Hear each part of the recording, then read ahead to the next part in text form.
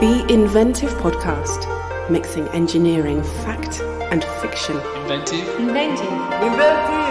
With Trevor Cox, Professor of Acoustic Engineering at the University of Salford.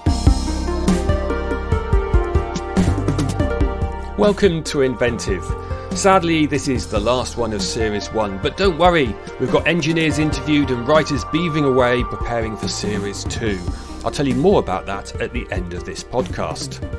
Now, this time on Inventive, a wonderful combination of engineering and storytelling from our engineer Ruth Amos and our author Jaqueline Yallop, who's woven a magical tale of social distancing wings based on Ruth's creation of, well, a magical pair of social distancing wings. Ruth runs the YouTube channel Kids Invent Stuff, where she and her co-host take imaginative ideas sent in by children and turn them into physical reality. When I spoke to her, she had just set the challenge to design a crazy exercise machine. Jaqueline's story, Swish, has really captured that sense of possibility, that desire to soar up high while also keeping your feet on the ground, both so essential to engineering. So strap on your inventive wings for another mix of engineering fact and fiction. Inventive. At that point, people had been in lockdown for 12 weeks and suddenly were emerging and thought they maybe were in some weird dystopian future.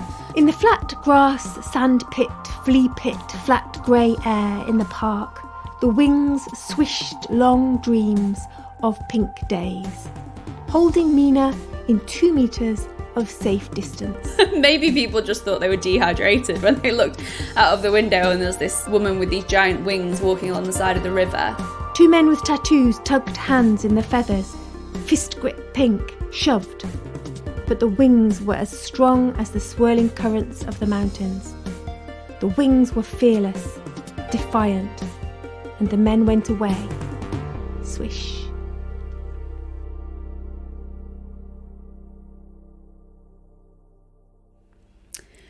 My name is Ruth Amos and I am an inventor.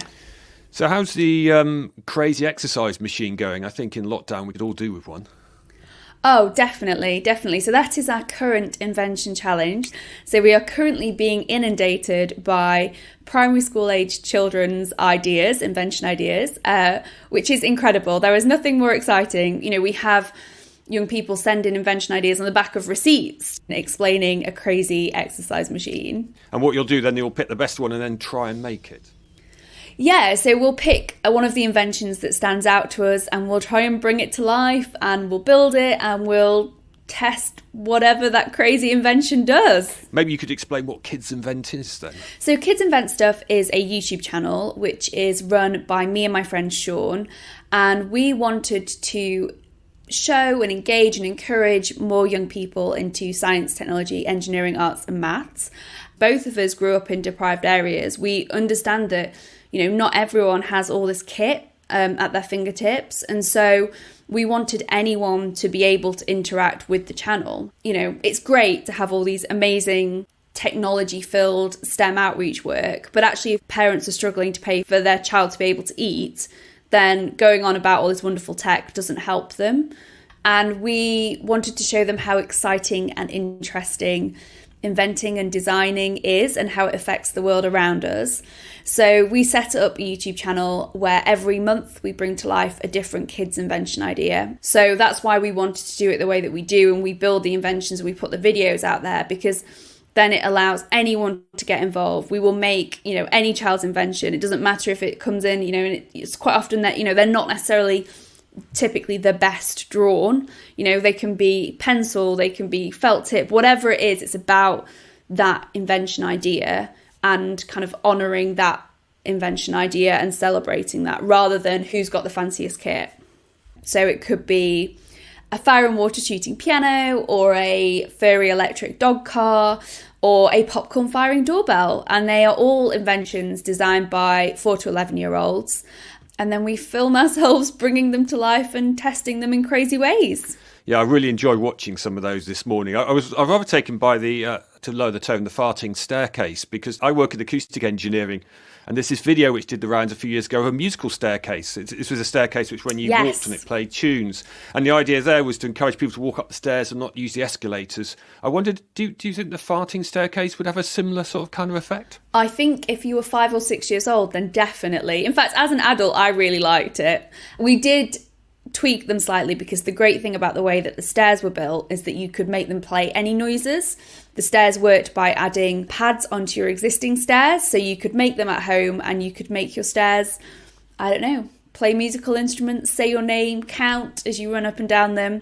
And in fact, the way that soundboard works, we've used for a number of our invention ideas, because it's a really clever way to make an invention have sounds in a really nice and relatively simple way. So the great thing about that project in particular is that is definitely one that you could go away and try at home. This is probably an unfair question, but if you were to pick out a favourite invention you've made, which one would you go for? Oh, that is a really hard question, because all of them have something that we love about them.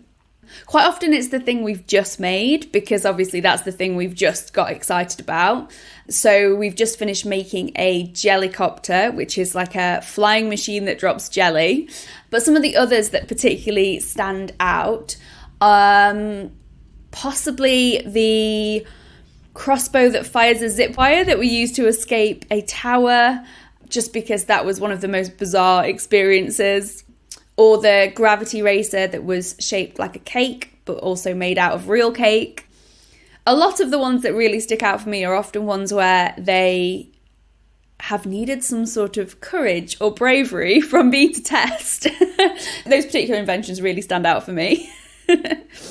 Yeah, I did think the cake car was quite magnificent. Yeah, I'm not sure that the very serious gravity racers knew what was happening when we turned up, because, you know, we entered a proper gravity race event in a little Cornish town, and we turned up with our giant cake on wheels and iced with sprinkles and candles and everything, because there are all these other gravity races where people spent the whole year making them beautiful and go really fast, and we turned up with this giant cake. And I guess, you know, this is a genuine problem-solving task. I mean, in a sense, the thing you're trying to solve is almost trivial in a sense, but it's good, solid engineering, isn't it? Oh, definitely. You've got something to try and make, and how do you do it? One of the main things that sticks out as my experiences in engineering and inventing was seeing something that I had designed come to life. The first time that I saw that, it was in a factory. I wasn't physically making it.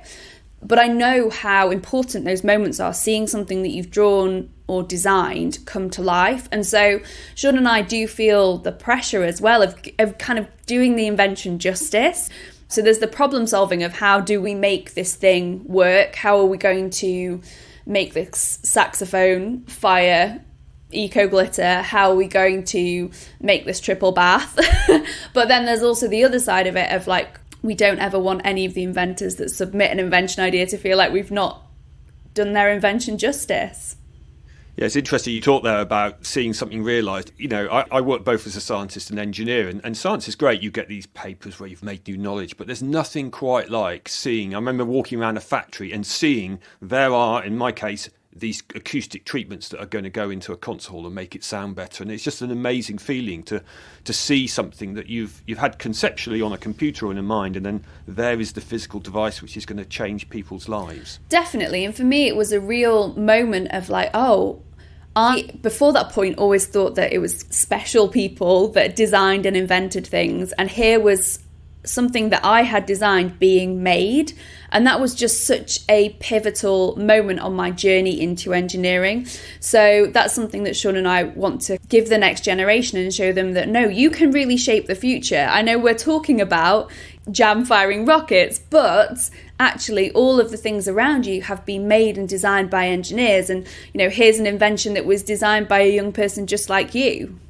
I think that's really important in engineering, because you talk about the creative industries and you think of the arts, but it's actually making something engineering is a very creative process, isn't it? You can't just magic it out without some creativity. Oh, definitely. And problem solving, being creative with solutions, that's a massive part of engineering. And I love problem solving. And when we talk to people about engineering, we have to talk about how creative it is. We have to talk about how we're solving problems, because I think sometimes that gets missed out when young people are learning about engineering. They don't realise how exciting it is. And that's one of the reasons that actually Shawn and I were really keen to talk about inventing, because engineering along the way has kind of morphed and changed into lots of different things. So if you say the word engineer to anyone, a child, an adult, they will think of very different things. Maybe they're quite practical, maybe they're not. You know, it can be someone that works at a computer. It can be someone who fixes things. You know, there are so many different aspects to it that can be really hard to explain that to a 5-year-old and try and get them engaged, particularly girls, to show them that they have a really exciting role to play within this industry. Whereas if you talk to them about inventing, that is about problem solving, being creative, all these things that they love. And so that's something we found has been much easier engaging young people in engineering and STEM by talking about inventing rather than just talking about engineering. I did something I hadn't done before. There's this classic one in engineering that you go into Google Images and type engineer and you see all these blokes in, you know, hard hats and yellow fluorescent jackets, you know, high vis, and bemoan the fact that's actually what most engineers don't look like. And then I type inventor into Google and you get loads of old black and white photos of people who are inventors from the past, which is really interesting. Exactly. We need to reclaim inventing back. This is it. When you go into a school and you say, what does an inventor do?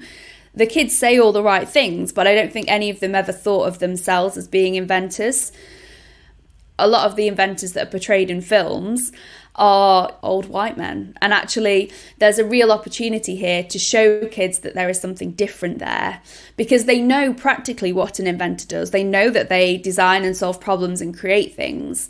And so if you can then show them that that could be them, and you say, you know, this is a crazy car invention designed by 7-year-old Connor, who is the same age as you, look how awesome this is, you could be doing that too, then obviously you start to engage them within STEM and within engineering. Whereas if you say the word engineer to them, a lot of their views on engineering is influenced by what their parents do, what they've seen on TV. So I think that language is really important. And sometimes, unfortunately, the word engineer can be tainted with a lot of misconceptions or preconceived ideas. Something I get a sense of, children at the age you're aiming at, which is primary school, have this sense of, you know, oh yes, let's make something and let's do something, and quite, you know, quite inventive in what they do. And then it kind of seems to be almost beaten out of them over the years as they get into their teenage life. Is that your experience? We have never had a bad invention from a young person. If you ask an adult for an invention, they quite often give you lots of terrible ideas. So I think quite often we'll try and make something that an adult would be like, why would you make water crossing shoes? Why would you make a jam firing rocket? And I think part of Shawn and I's role is to say, you know, your ideas are really valid. They're great. Like, we should be listening more to young people. And also the reason that we work particularly with primary school is that loads and loads of research shows that young people, particularly girls, make assumptions about what careers they can do really early. Girls are looking around going, oh no, I can't be a scientist, I can't be an engineer. If they're getting switched off at 5 or 6, then you are going to have less young people, particularly girls, wanting to be engineers and scientists.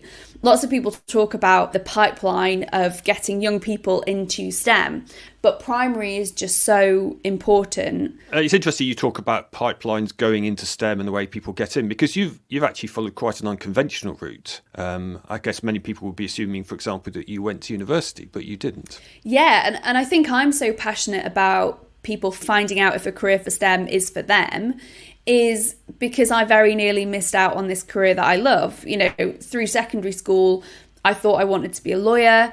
I thought I wanted to go to university. And it was only through a teacher setting me a problem as part of my resistant materials coursework, a subject that I took mainly because I went to a technology college and I had to.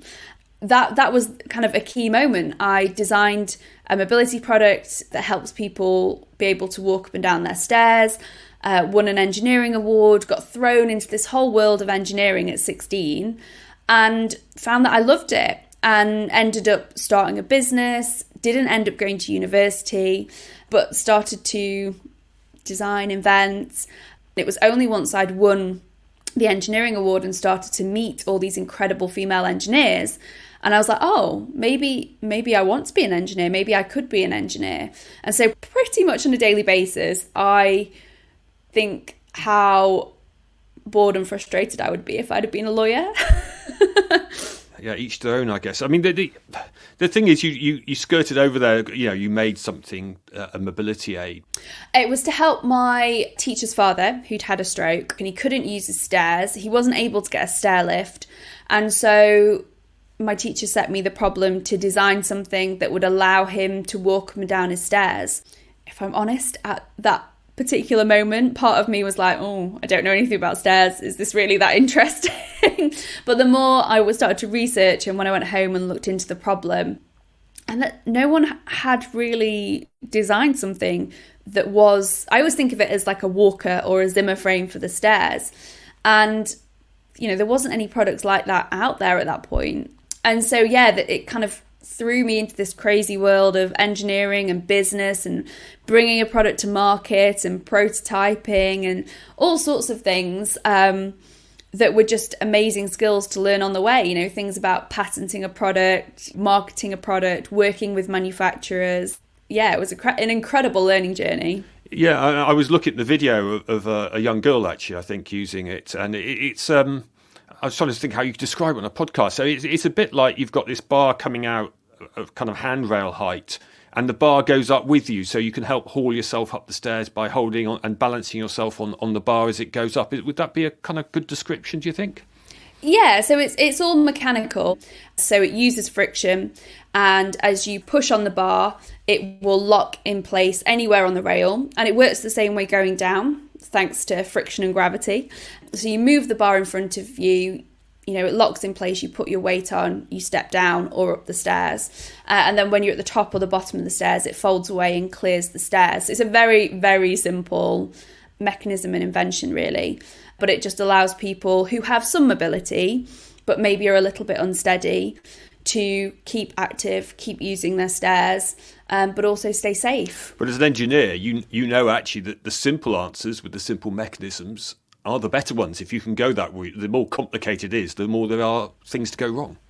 Oh, definitely, yes. And I think there is something in solving a problem in a simple way, definitely makes the whole process a little bit easier. Also, at the time, I had very little electronics knowledge, so something that was mechanical was where my skill set was. Were you naturally pushed towards trying to deal with this stair problem, or was that typically what happened in the class, or what would they typically make? Often guys would get to make CD racks or DVD stands, whatever they wanted, really. Girls quite often would end up making jewellery boxes, and I just did not want to do that. It did not interest me at all. And yeah, my teacher saw that I was not engaged and set me another challenge.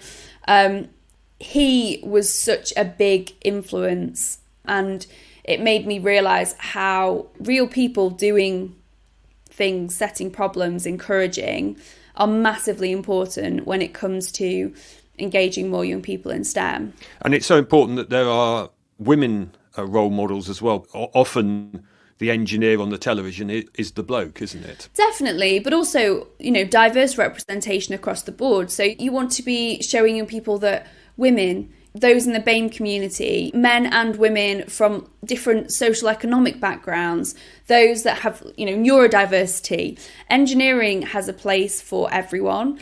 So Shawn is actually dyslexic, and he is able to look at things in a completely different way, and it's great that everyone looks at the world in a different place. How boring would it be if everyone looked at the world in exactly the same way? Engineering is one of these industries that actually really benefits from people being neurodiverse, because you look at things in a different way. And in fact, a lot of my friends who are engineers are dyslexic. Well, actually, that makes you great at being able to solve problems. I don't think any of us are normal. And I think actually it's about celebrating that. Sometimes it involves people putting their head above the parapet, standing there and being like, yeah, I'm an engineer. This is what I do. Look at this awesome job. You could do this as well. And I'm forever grateful for those people that came before me that did that and kind of made me think, oh yeah, no, I could be an engineer. There are so many young people out there who think that they are not clever enough to be an engineer, that they don't come from the right places, that engineers don't look like them, and they are wrong. And it's interesting you started off in a mobility area. It's something I've worked a bit on in my own time. And if you don't have that diversity in the team, you're unlikely to come up with the right answers, because in the end, you end up inventing something that the young white males think works, and that's not always going to be the best answer. Totally. And, you know, when you look at so many products that weren't designed by diverse groups of people, they don't pick up on the issues. They think everyone is like them, and that is not the case. If you're sat at a table where predominantly people are male and white and middle class, they're not going to necessarily understand how things work. And it's just so important that we have representation when it comes to engineering. And did engineering come naturally to you then, as you were growing up? Looking back, I probably should have always been an engineer. In fact, my younger sister went to university and studied engineering. My younger brother is an engineer. We grew up designing, making, playing with Lego. But I just never really saw myself being an engineer. At the time, a lot of the TV that I watched, there might have been women presenting, but there were very few women actually making and designing. And I think I just always saw it as something that was mainly done by men. But I think I would have just been a very unhappy adult if I hadn't become an engineer, because I'm constantly making things, having ideas, looking at like, you could just change that and that would be better. Or do you know what I mean? And I think you know when you do something and you just know that this is what you should be doing, that's Kids Invent stuff for me. Like, it can be quite all consuming and it's amazing and we work ridiculous hours, but it's my thing. It makes me so happy, and I feel so lucky, honoured that Shawn and I get to work with all these incredible mini inventors and bring them these ideas to life. And learning along the way. I think people expect Shawn and I to know everything. When we first started Kids Invent Stuff, it had been years since I had picked up tools. But so much of it has been such a learning curve for Shawn and I. And it's great. You know, we don't choose an idea and go, we know how to bring that to life. We'll be like, that's a great idea. How do we bring that to life? You know, every single build, something goes wrong, something fails. And we tried to show that as well. It's never an issue with their invention idea, but quite often Shawn and I will have issues with the way we've chosen to solve that problem. So we like to show that we are failing and learning along the way as well. I wondered if, just a sort of slight change of gear here, if I was to grant you a superpower, what would you go for? I would love to be able to fly. Hands down, yeah. I mean, Richard Browning has created this amazing gravity suit, and I would love to have a go. To be able to fly would be amazing. Yeah. That was an easy one. I was like, yeah, I want to fly. I noticed you made some social distancing wings, but I guess they didn't allow you to take off. They were a lot of fun. They were a lot of fun, yeah. Unfortunately, they didn't allow me to fly. They could potentially act a bit more like a glider if you went to the top of a hill.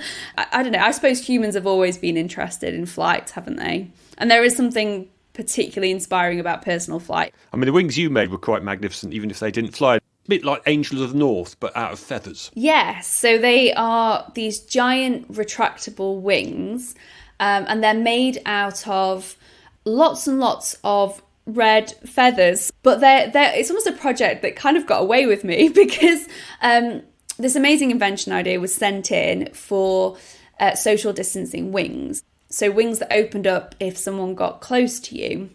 And they are made up, they have a linear actuator in the frame. So they have a frame that comes out of the back of a backpack and a linear actuator that opens to make them even bigger. And coming off that frame are, first of all, their fabric wings. And then on top of that is literally hundreds of red feathers that are then kind of stuck on top of that. So they have this amazing effect as you open them and they unfurl. They just seem to get bigger and bigger. And they were such a fun project to do, particularly in lockdown. I hadn't quite realised when I was making them how big they were going to be. But yeah, if you take them kind of outside to a space and you open them, they're really quite impressive, and it looks like you're about to take off. Yeah, how did people respond? Well, I think lots of people wondered what on earth was going on, because at that point people had been in lockdown for 12 weeks and suddenly were emerging and thought they maybe were in some weird dystopian future. But as part of the invention, people found it really interesting. It was actually in the middle of the summer, so it was quite warm. Maybe people just thought they were dehydrated when they looked out of the window and there was this, woman with these giant wings walking along the side of the river. It was just a really nice creative project. I really enjoyed. It was like the perfect project of kind of a mix of engineering, but also being a bit more creative and kind of crafty almost with stuff. I mean, they were truly magnificent. I really enjoyed watching that video. But in Inventive, we work with an author to create a piece of fiction around your story. And we're working with Jaqueline Yallop on this one. She's worked on critically acclaimed novels, been longlisted for the Booker, but also written non-fiction. What do you think about having an author write a bit of your story or your journey? I think it's such an honour. It's like incredible that someone would spend their time and put their creativity into a piece of writing. I love reading, and it's kind of it's one of the kind of key things that I do to switch off from everything. And I think that there is something so powerful about being able to tell a story and to get people to think differently.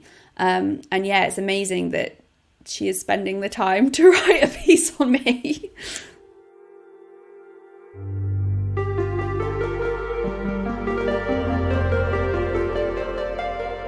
Well, thanks to Ruth for now, but she'll be back on Inventive in a moment because I've invited her to listen to what she inspired in our author. I wonder if she'll still feel honoured. You'll hear her response straight after the story. But first, a few words from the writer. My name's Jaqueline Yallop. I wrote the story Swish after listening to the interview with Ruth Amos. There were loads of things that were really interesting to me, and particularly I think the kind of crossovers between writing and inventing and engineering. She talked a lot about creativity. She talked a lot about the relationship between problem solving and creativity, which is common, I think, to both what she does as an engineer and an inventor and what I do as a writer. And she talked about doing ideas justice, which again I think is exactly what we're both trying to do. How do you take an idea and allow it to grow? How do you allow it to have wings and fly? She talked. One of the things I tried to bring out in the story is she talked about the importance of what she does as offering a different perspective. Sometimes you have to look at things differently, she said, and you have to be aware of how one thing goes into another, and I think that's absolutely what I tried to capture in the story, but also what happens again in writing as it does in inventing. So I was just fascinated by that idea of the social distancing wings, and I saw a fantastic photo of her wearing these huge reddy pink wings, and that's where I started with, and then I had to think, well, what happens next? Where does this go? So I started with the idea of someone having these wings and what it might mean to them. And obviously there's a kind of COVID thread going on there in the story with the loss of Mina's father, but also a kind of resilience, recovery, hopefully, thread at the end of it. And I wanted to go back to kind of Ruth's thinking about, how do you do these simple ideas justice? Because actually they're very complicated, aren't they? And what seems to be a simple thing has lots of resonance in so many ways. And that's what I tried to capture, the magicality of someone having wings. How wonderful would that be? What a magical thing it would be to have wings, but also because this is not a fairy story, this is not a fantasy story, how Mina is still bound by human relationships and emotions.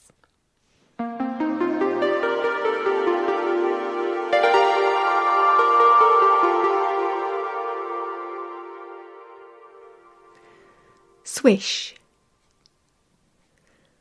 Blue sky, blue snow, the dip run of sky-scratching mountains, folding mist-hung green. And she could not take it all in, this Mina of the fumy town, because she'd never been to the mountains before, not once.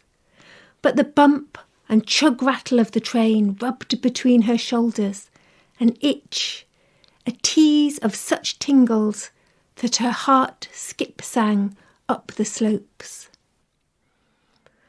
Alone like this, like always now, Mina had the carriage to herself. The sign said family carriage, but even in the far shadows there was no family. Not the nod of her father's ghost, the slip smile of wrinkles he'd worn on the way to the hospital, the shimmer of a hand she should have held, not so much as a waft of tea-onion breath. None of the faces from album photos fallen between the seats. No nose like her nose, squat pimple and freckled, pressed to the falling dust-wide windows. Chug, rattle, blue sky, blue snow, tingle up the spine, the family carriage ghosted, and the peaks sweeping towards her, sweeping her up, circling, closing, scratching out the sky. Mina had no words, because she had no one to hear them. Word-stuffed Mina being gobbled by the mountains, and no one to hear her. Chug, chug, chug, onto the funicular, squeaky yellow paint hauling chains up the slope, and then the snow. From green-grey to blue-white, to lilac and mottle light, skip shadows, season smoothed, and time nowhere, nothing. Up and up, chug, and the sky peeling open, seamless and settled, jitters in her stomach like sparrows in a sack. Mina alone in the hut on the top of the mountain, pine fresh, scuff splinter, new girl anxious.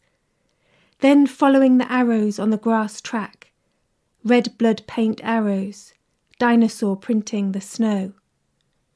Your safety is our concern, the leaflet had said.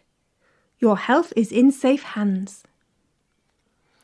A swish of an arm from the person in PPE, swish-slap in the air, in the blue mottled mountains, swishing her to the viewing gallery, the bench, a pair of binoculars. Nothing else. Clip-clack of the door lock behind her, and the timer set. Mina at the cold ice window, the frost glass, peering, edging, the tingle in her back, a tremble, and below the hurtle of blue-white snow and grey-green mountain, the bounce of boulders, and nothing. To both sides booths spining the ridge, the blink flash of windows, empty booths or full, family full, no way of knowing. Mina sitting on the bench in the hand-rub, wind-scrub cold, and wishing for gloves and scarf, staring into the expanse of sky. Empty, cloudless, thoughtless blue, dream wish, dreamless blue, above the mottled blue snow mountains, and the long flight languor of huge birds, hanging wish dream in the float current boat wash blue. An hour passed. Maybe more. The clickety-click timer pipped the seconds out of sight. Mina ate her chocolate bar and checked her phone, shadows sieved onto the glass and the ghosts not calling. A door slammed, quick bang, and a voice sounded on the wind, low voice business, a rumble whisper that could have been mountain. The birds circled, drew slow spirals into the wishless, timeless blue, long, slow loops lassoing the drift of longings. Gliding, still, they drifted on the hot, warm days that breathed from the plains far below. One drift slid towards her, hung above, a knobble of head, smooth white, quick-eyed stillness, currents cradling this bird in the warm hang of far away. Ragged fingers flicked the wind, a message to breezes travelled, and in its sights something on the ground, invisible, a mouse, a snake, pinned to land in its gaze. It lowered, hung, its wings sung above her in the hushed huge blue. They sung of all the air from all the places beyond the mountains, of time passing, of memories scattered on the wind. In the ebbing currents around the booth, this bird hung on semaphore wings and light squeezed bronze through the clasp of feathers, so that Mina thought of the wrung yellow, gold grip hospital light, which shone right through her father's skin the night he died. The bird banked on a breeze, soared, scored a closed circle into the hard blue lid of her memories. At the end of preparation, capital P, the door clip-slid open, and Mina followed the arrows back to the yellow paint funicular, back to the chug-rattle train. Alone in the train, chills sprouting up her spine, rittle-rattle, smudge shadow, mountains slinking away, shimmering, breaking, shimmering, vanishing, gone. 2 weeks later, at the fitting, capital F, the man said, "Stretch your arms, stretch them right out." Her wings unfurled with the easy rustle of feathers, a whisper of the mountains. Swish. Mina looked at herself in the mirror, a small brown nub nestled in the new weight frame, a bug, a larva, an unready bird. The website guide had suggested black was the most practical colour for wings, and white the most popular. But pink had been the right choice. Crisp packet, sucky sweet pink of old ballet dresses and celebration saris. Her wings drip-rustled, mirror-spangled pink, and the man leant forwards and said, "Any places where they rub? Any niggly bits? Now's the time to say." She raised and lowered her arms. The wings braced, spanning her 2 meters into the grey-brown room of needles and spanners and bones, carving clearance into the workshop, so that the man stood back, giving her up to the safety of distance. "I'd get used to them in the part first, if I were you," he said. "We've had a few issues with supermarkets. Nothing to worry about, just, you know. You didn't catch the bus here, did you?" "No," Mina said. "Good. That can be a right palaver." Her wings shivered, trembled in the cleft of her shoulders, shivered with the sound of breeze through bare branches, trembled with the jitter of new leaves. There was a website, the man explained, with details of preening routines. Aftercare, capital A. "Keep the joints oiled," he advised, "so you can fold them up and down nicely when you don't want them sticking out like that." Then the doors rolled open like clouds peeling from the horizon, and he released her. "Just take care on windy days," he said. In the flat grass, sand pit, flea pit, flat grey air in the park, the wings swished long dreams of pink days, holding Mina in 2 meters of safe distance. She took the centre of the path. Bike boys and scooters dodged her. The roller skates and prams and the old couple with the red collar dog parted, retreated, breath untangled, intentions skidding on the wet winter grass. 2 men with tattoos tugged hands in the feathers, fist grip pink, shoved. But the wings were as strong as the swirling currents of the mountains. The wings were fearless, defiant, and the men went away. Swish. Mina loved her wings, the flip-flap fold of the primaries and the strong-arm sweep of the humerus. She trip-flap flew the narrow wall by the cemetery, hopped the lines on the zebra crossing, watched the others, quick and light, drifting through the park to school, to work, to the shops and home again. Nimble cut-air manoeuvres, black wings on black suits, white wings over overcoats, quick flick aviary dances, flutter feathers, a constant whisper of wishes. She nodded back to these others, tipped her wings, as if she'd been born into the flock. In fog, Mina's wings beaconed. In heavy rain, the pink dye drip ran, trailing her. When it was breezy, the wings sang of places she'd never been. At night, the dark roosted among her feathers. Gold fleeced his wings that first time, the light flicker of sudden sun grazing Yorgi by the bad weather hut, gold-yellow glisten in the bank of daffodils. "Daffodil wings," Mina said, not intending him to hear. "Gorse," he said, smiling. "Sunflower, buttercup. What are you, fuchsia? Rose." "Neon," she said. He had a laugh like spring skylarks. 2 days and 2 hours later, a few minutes either way, Yorgi again, head down, long stride, wing to wing, with a friend, a waggle feather greeting, and nothing more. 3 weeks and 4 days and 1 hour after that, Yorgi sitting on a blossom tree bench. "I've still never seen another pair of yellow wings," Mina said. "Hello, Neon," feather shake crimping the blunt end of winter and blossom falling like mountain snow.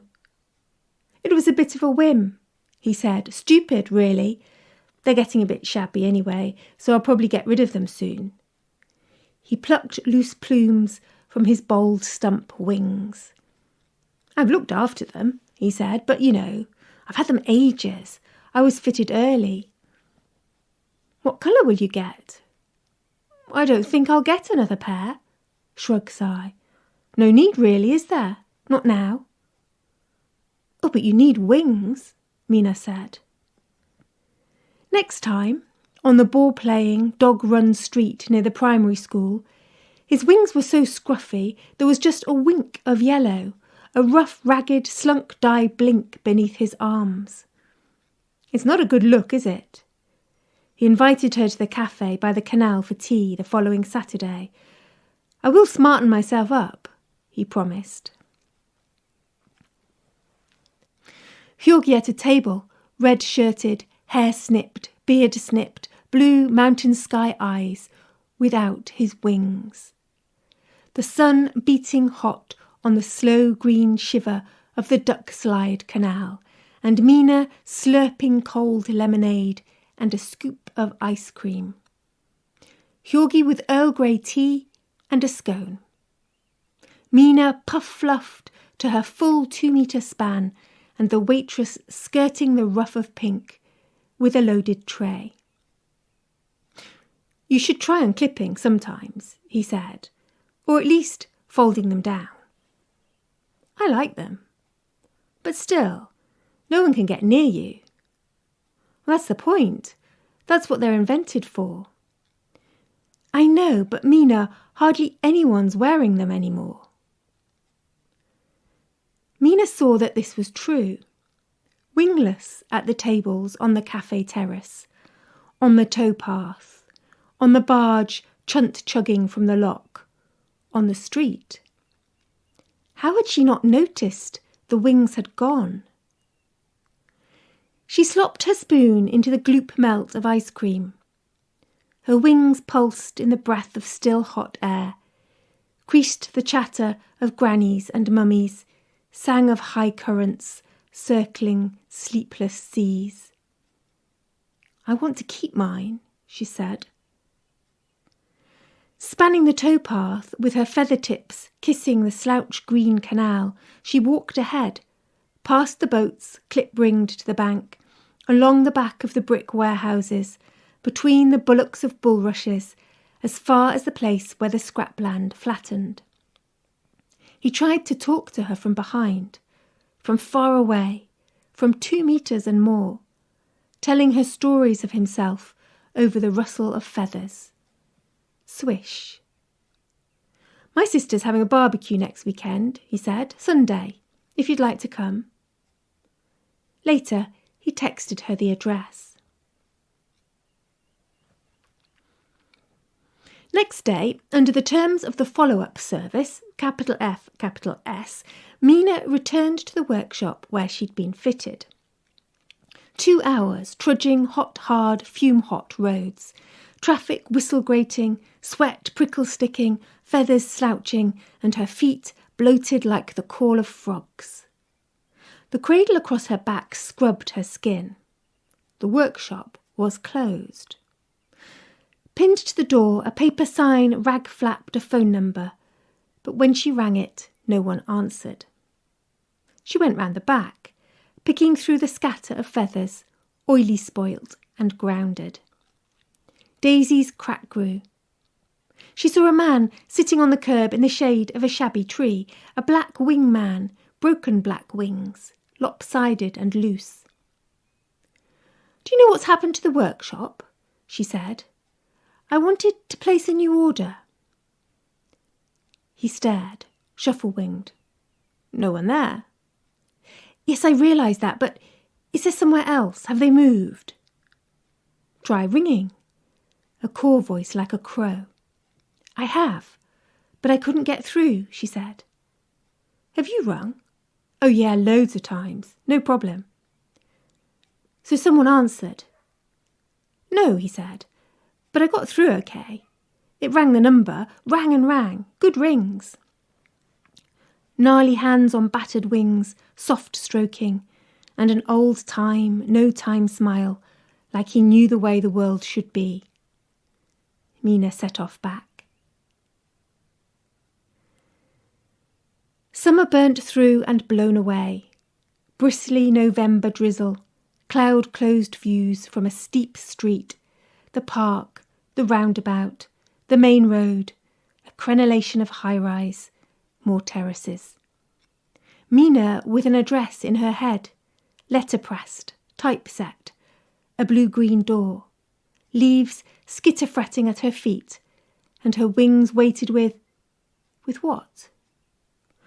Hoping the wind might catch through the bent pot chimneys and sing of other lives, but her feathers hanging low, and damp and silent. At the upstairs window, a face, a child's face, scratch glass, blink smile, then gone. A woman opened the door and looked at her, a thin woman with blue sky eyes. "Do you want something?" "No, sorry, I'm a friend of Yorgi's." "My Yorgi? I suppose so." "That's nice, I've not seen him for a week or 2. Did he send you?" "No, well, no, I've not been in touch, not recently, and I'm his sister." "Yes, I know, I was just passing, I thought I'd..." "How did you know I lived here then?" "He gave me your address once, ages ago. I was going to come with him to a barbecue in the summer. Well, you're a bit late for the sausages. She looked at Mina as though she was scanning for footprints on new snow mountain peaks. Are you okay? Do you want to come in? Can't. Mina gestured to her wings. Suck sugar droop petal pink now. Oh, you can take those things off. We don't mind, not these days. That's all done with. The child appeared at the woman's side, and then another one, 2 boys, scuff-legged, lank-haired boys in a wrangle peep of wondering. Hjorgi's sister waited. Maybe you've been looking at things back to front, she said. They waited in the doorway for Mina. They heard the swish of wings, all of them. The long sigh, high sky hiss of broad wings slicing the grey-bound, earth-bound press of rainy stay-in days with the sharp promise of marvels. Swish. Above them, somewhere far above them and out of sight, a bird drifted from the mountains. Sometimes you have to take a different perspective, Hjorgi's sister said.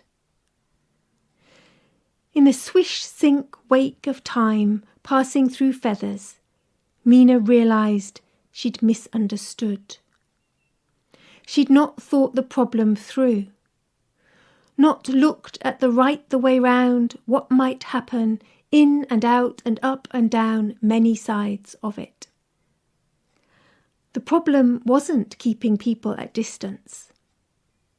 That was only the beginning. The clever bit was bringing them close. That was where the invention lay. That's why the wings were engineered to fold. Slowly, Mina creak-cranked her pink wings closed, nook nestling behind her. In the fan pleat of feathers, she heard a final song of many possibilities. When she stepped into the hall, one of the boys took her hand to pull her towards the kitchen. The other wrapped his arm around her leg. Hjorgi's sister smiled. "Come and have a biscuit," she said.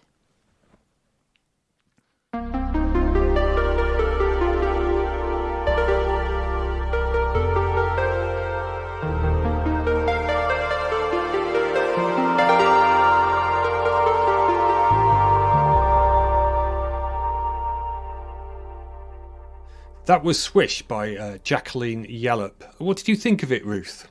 I thought it was beautiful and quite emotional. I don't know whether it's the year that we've all had or the fact that I could just see Sakuko, who was the little girl who designed that drawing, that invention that we built. Just amazing. It actually is a year to the day since I was in the middle of making the wings, so it's quite poignant to have such a beautiful piece of writing to listen to that today. Who would have thought it? Yeah, and particularly poignant in a way because we've just had an announcement of lockdown being extended, isn't it? So this kind of sense we have to stay apart for a bit longer is just literally in the news as we talk. Yeah, I mean, it's been a year, isn't it? There's so many different nuances to the year we've all had, but then also within the story, and it's just beautiful. And to think that something that came out of that challenge was set as an invention challenge for inventions in lockdown in this time when we all had to kind of stay apart, that something so beautiful could be written about that, about coming back together again. Hopefully soon it'll be something we'll be able to do. Yeah, it'd be wonderful, won't it? I noticed that Jaqueline picked up on a comment that you had made about doing ideas justice, the ideas that the kids send into you. Do you think that she's done you justice in that story? Oh, definitely. I was at the beginning I was trying to think about where she might be going with that. And yeah, it was just beautiful, really, really well written, such beautiful visions and such melodic writing as well. Yeah, that's funny about the sort of where's it going at the start, because I obviously have read this beforehand when it got sent in originally, but I had the same kind of thought as we started off, thinking, now how's she getting to the bit I know that's coming up? So it's very interesting how the writer's scene set before they get to actually, I guess, the engineering. Yeah, and I think it's always interesting listening to a piece of writing versus reading a piece of writing as well. It's made me want to read it as well, if that makes sense, or go back and listen to it multiple times, because there's so many great pictures that she paints across that. It's almost like within the 22 minutes, she paints a picture kind of every 30 seconds. It's incredible. Yeah, the density of the imagery is so much. You can't really take it in on, I think, on a first listening, which is wonderful. You mentioned it being quite emotional. And I think that's quite interesting from an engineering point of view, because I don't think emotion and engineering, if you did a sort of synonym search, or I don't know, it's almost an oxymoron, isn't it? Emotional engineering. They're not two words you would often put together.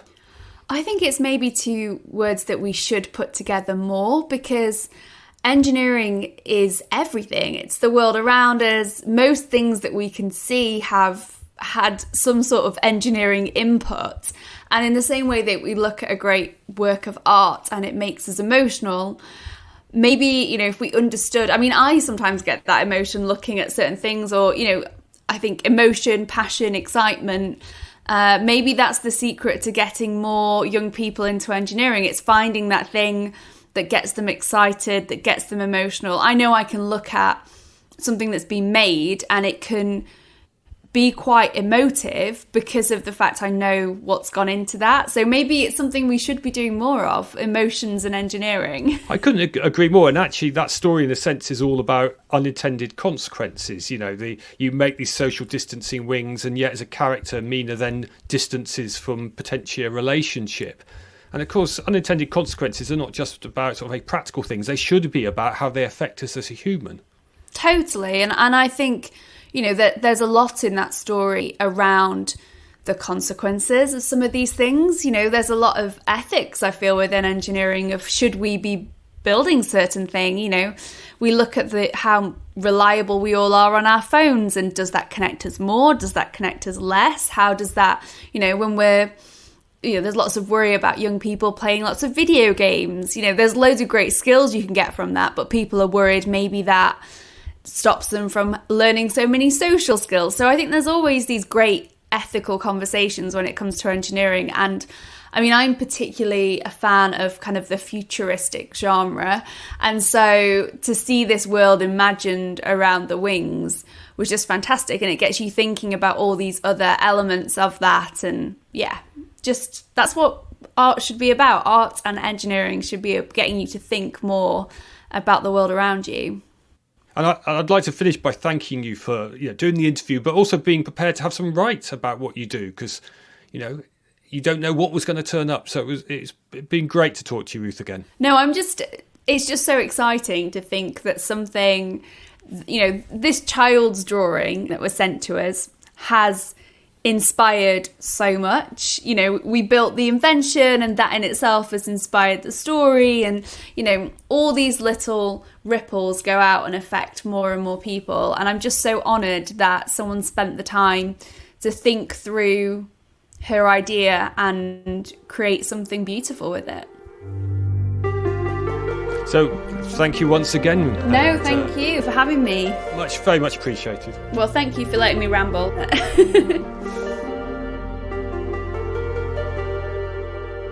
Inventive.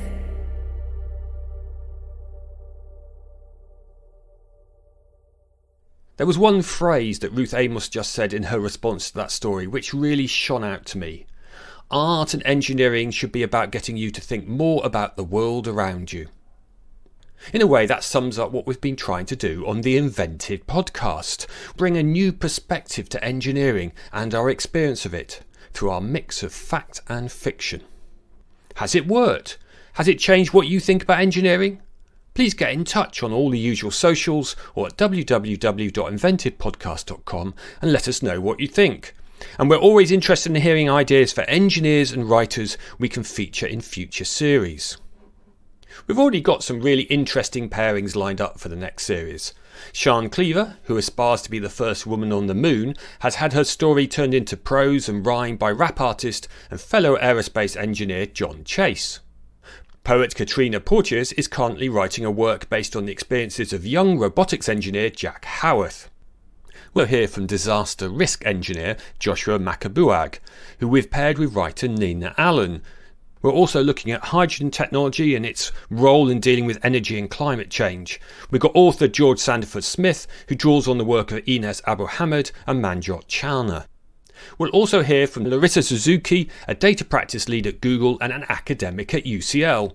Alternative careers to the one of concert pianist her parents wanted for her. She is reimagined in fiction by author Tim Morn. I very much hope you can join me for all of those. Make sure you don't miss them by subscribing to us on one of your podcast apps or go to www.inventivepodcast.com. Inventive. Inventive. Inventive. Here's a little taste of what's to come. If you look around, the greatest inventions of our lifetime are engineering inventions, and they all come to solve a problem. If we were able to invent all of that, there must be an invention to and a solution to climate change. At the end, our problem is carbon, and hydrogen is offering a real alternative. It's a very elegant molecule with a very elegant solution that does not emit pollutants, and that could solve many of our problems. I think that hydrogen is the past, the present, and the future. Being a musician for me was more about expressing creativity. Even right now, when I'm creating a design and I'm implementing it in the lab, that for me is still a huge form of creative expression. When I'm writing software, I'm writing it from the ground up, and that for me is assembling the building blocks, just like you would when you're creating music and you're assembling the individual tracks, drums, the piano, the strings. That for me is how I feel when I'm compiling software, or when I'm putting together different parts of a hardware system. Even when I'm soldering, that's all still creative expression. And what sort of reaction did you get to the public from this? Because going back to the moon is retreading ground. You know, haven't we done this before back in the 60s? Well, yes, but we only sent men then, American men, to the moon. Now it's time for women to go to the moon. It's time for Europeans to go to the moon. It's time for a whole diverse crowd of people to start accessing the moon and open it up to the whole world, really. But also, we need to make this step so that we can go onwards to Mars. It makes it a lot easier if we can have this stepping stone. And also, of course, remember there's a whole few generations of people who weren't alive at the time of the moon landings. I mean, I certainly wasn't. So a large proportion of the world will be seeing this for the first time. And that, I hope, will inspire young people and do wonders for the world of engineering.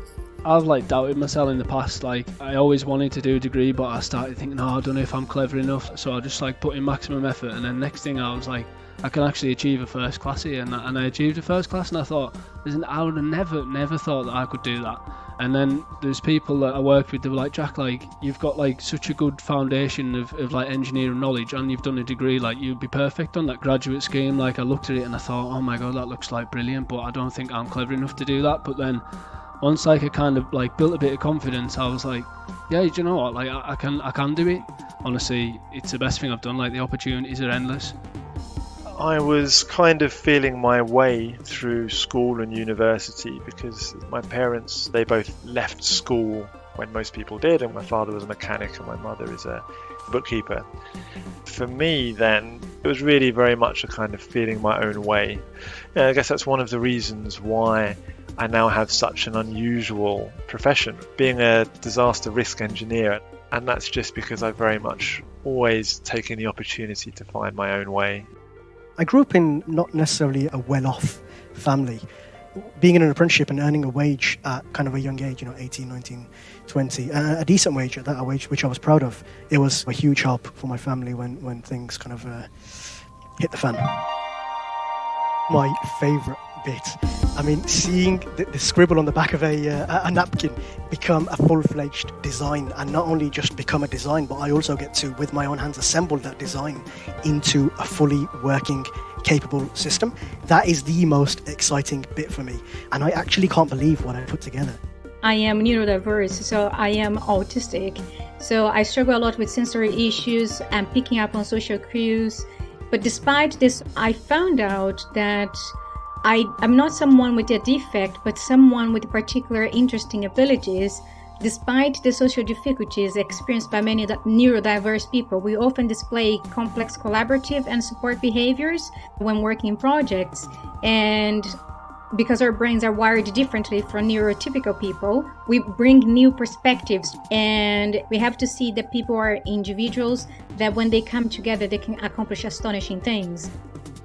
We've come on leaps and bounds. I think even in my lifetime, in terms of diversity, particularly in the space industry, you often see, well, I noticed it with the Mars lander, there were loads of women in that control room.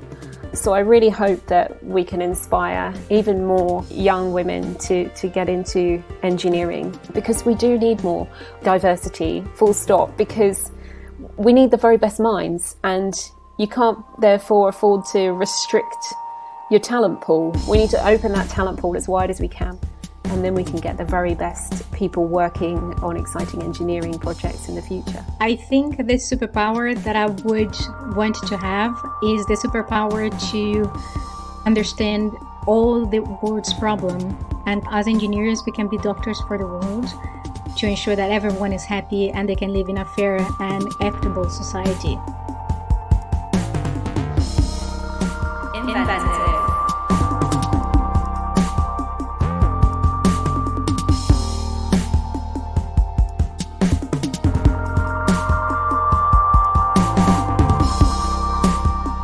Behind Inventive is a wonderful team, and big thanks to all of them. We've got Adam Fowler and Anna Scott Brown, who were the producers. Music was composed and performed by Brendan Williams. Animations and visuals were by Annabeth Robinson and Ben Warburton, and we've got multi-platform and social media content being directed by Jill Davis. If you're a teacher and you'd be interested in career materials centred around this podcast, then please go to our website www.inventivepodcast.com to find links. These materials are being developed by NU STEM from Northumbria University, so a big thanks to Carol Davenport, Antonio Portas and Jonathan Sanderson. The Inventive project is from the University of Salford. It is funded by the Engineering and Physical Sciences Research Council, and the podcast itself is an Overtone production. So it's goodbye from me, acoustic engineer, Professor Trevor Cox.